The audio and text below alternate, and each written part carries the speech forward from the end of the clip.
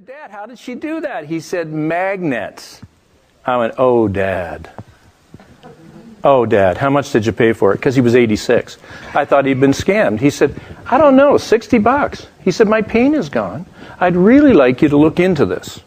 And I said I'd look into it. And I remembered that two of my patients, a year before, when they were getting their physical, had come in. And I said, you know, I'm interested in people. And I said, you know, what's exciting in your life? And they said, what I heard them say was they were selling magnetic beds, you know, and I had this vision of these beds that would vibrate or something, and I had my stethoscope in my ears, and I was listening to his wife's chest. They always came in together for some reason, and I was listening to her chest, and I said, I'm going to pretend I didn't hear that. You know, my waiting room is full. I'm behind anyway. So I let it go, but I remembered who they were, and I phoned them up, and I went out to their place, and they showed me all the products. Now, the first thing they did was the strength test on me. And I couldn't... Have every one of you had a strength test? Have you all had a strength test? So you know that it's pretty amazing the difference it takes. How long does it take that difference to occur when you're standing on mag steps? It's immediate, right? So here I am, assistant clinical professor at the university, and they're knocking me off my feet 1 minute, and the next minute they can't budge me. How does that work? I don't know. So they said, did I want to join and buy everything? And I said, the thing that I loved about Nikken was the different concept they had about health that I'd never seen before.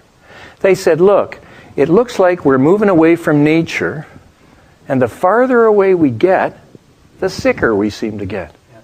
How can we move back towards nature? And what is it about nature that makes us healthy anyway? And of course, Nikken discovered 3 technologies. They discovered the energy of the earth, magnetism, the energy of the sun, far infrared, and the energy of the air, negative ions. What if I told you that our magnetic and far infrared products could decrease discomfort? Are we allowed to say the P word? I think we are, aren't we? It could decrease pain, could decrease inflammation, could increase circulation, and we could prove that with those thermographic studies, with no side effects and no contraindications to their use. Would those be good products? That's what I explain to people. And I say, does that make sense to you? And they go, yeah, it really does. And I say, would you like to see these products? You know, I don't show them, I don't take them down to my bedroom anymore. Can I use these things? So what I do is I say, here's our sleep system. I say, do you sleep on a normal bed? And they usually say, yeah. And I go, does it have metal springs in it? They go, yep. I say, well, those metal springs collect electricity. And you can measure that with an induction meter. I got to tell you this story. I'm over at a friend of mine's house one day, and he's a Nikken distributor, and we're doing a presentation to one other guy, and a third guy comes up to the door, and he doesn't know we're doing a presentation. He's just coming in to have coffee with his friend, and his friend works from home now. And so he comes in, and he's wearing this kind of meter on his belt. And so I'm a curious fellow, and I said, what's that meter? And he looks at me and he goes, it's an electrical pollution meter. So I know he's dumbing it down for me, right? I said, oh, really?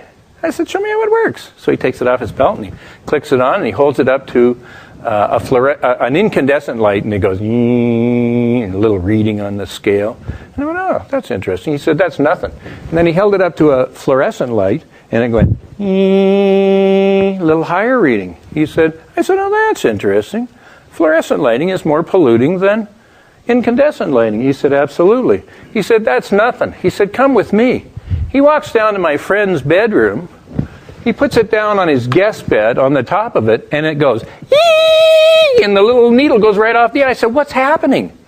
He said, metal springs in this bed are collecting the electrosmog, the electrical pollution that's in this house, that's everywhere, and you're laying right on top of it.